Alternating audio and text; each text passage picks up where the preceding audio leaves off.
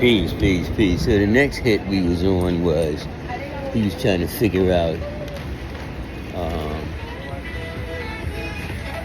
what went down with me, because he was saying how I see, because they were all building on the NOI, FOI, and Malcolm. And so one of the things that comes to mind is his beef with, I don't really want to say beef, but that disagreement that he had with Elijah. Well, first let's look at the chickens come home to roost. That was right and exact when he said that. Even if the nation didn't want him to say it, or Elijah didn't want him, the ministers, whatever the case may be. That was an actual fact with the chickens coming home to roost. Pardon me. So when we go into that, that's talking about John F. Kennedy. Wasn't Robert F. Kennedy, because he hadn't gotten shot yet. That was John F. Kennedy, the president. He was the president then. So that's the early 60s, right? And then he had got, I guess he was on suspension. Because right around that time, when all that was happening, is when the law left the NOI, Nation of Islam, and Fruit of Islam. He left. He was already out. Because like around 62, he was already gone. Pretty much after that beef he had with Captain. The lesson said he had beef with the Captain because the Captain didn't like his self-styled wisdom, how he was teaching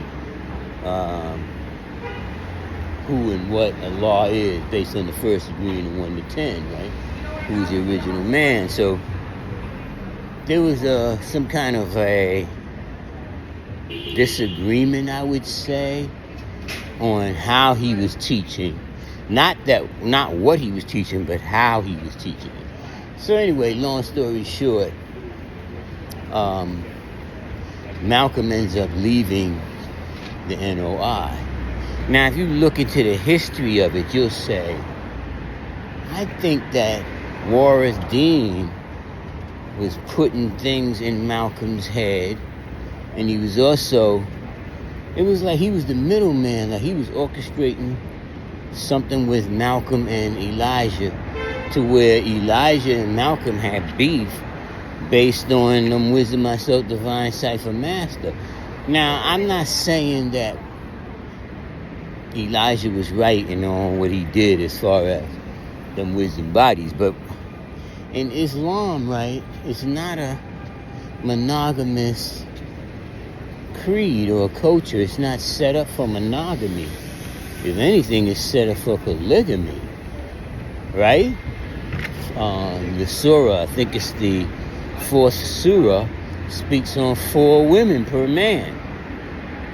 If you can take care of them and all that other add on to the cipher, right? And so even when Allah was making knowledge born, he said more than one woman was right and exact. The Quran said more than one woman is right and exact. And the Bible said more than one woman is right and exact. So I understand that he felt like hypocrisy, you teaching one thing, doing another.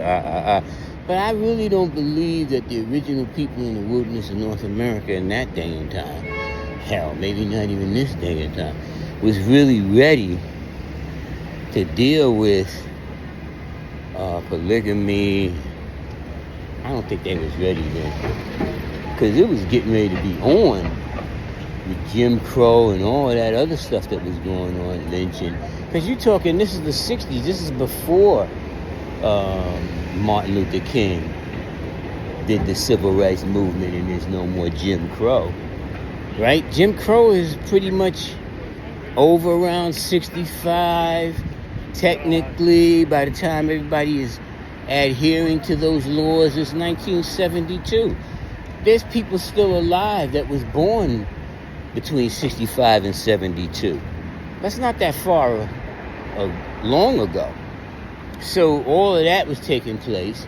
And then you also have to remember there was beef with Malcolm and the ministers, because a lot of them had been in the nation before him, and they felt like he was taking their power from them by being a better orator, able to speak and bring the crowd into the temple. Where if you look from around World War II and the Korean War, by the time the Vietnam War comes, it's not that many people in the NOI and the Nation of Islam. Then their temple isn't flourishing. It doesn't flourish the way we see it from our age group up. It doesn't flourish like that until Malcolm takes over. When Malcolm starts having ministry meetings and teaching, man, and then he was organizing. He was a great tactician when it came to waking up the original man in Wilderness North America, when it came to bringing the sisters together and bringing the children. He was ideal in that. You couldn't touch him. So my see is that between CONTELPRO backbiting like black people do when they become successful, they start tripping off each other, because it's still left over, like Dr. Francis Cress Weston said. It's still that slavery shit is still there. Like, it's hard to get that out because you got 5 generations of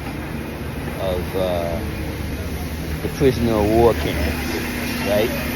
5 generations, 500 years of the prisoner of war camps, right? So 1555, 16, 17, 18. So that's 400 years right there. Unless I say 379 years. So that's 400 years right there. And then by 19, that's 500 years. 19, by the time you get 1965. So, right? So 1555 and count it up. 1555, 1655, and 15 to 16, 17, 18, 19, 20. Right? So, when they say 379 years ago, that's like 1934 back. 379 years, almost 400 years, 430 years of the original man catching hell in the wilderness of North America.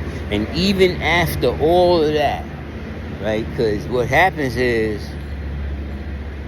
at the same time that Malcolm's assassinated, Martin not too long after it, all of that 60s stuff, Medgar Evers, all of that is taking place, right? So I don't think it would have been so much of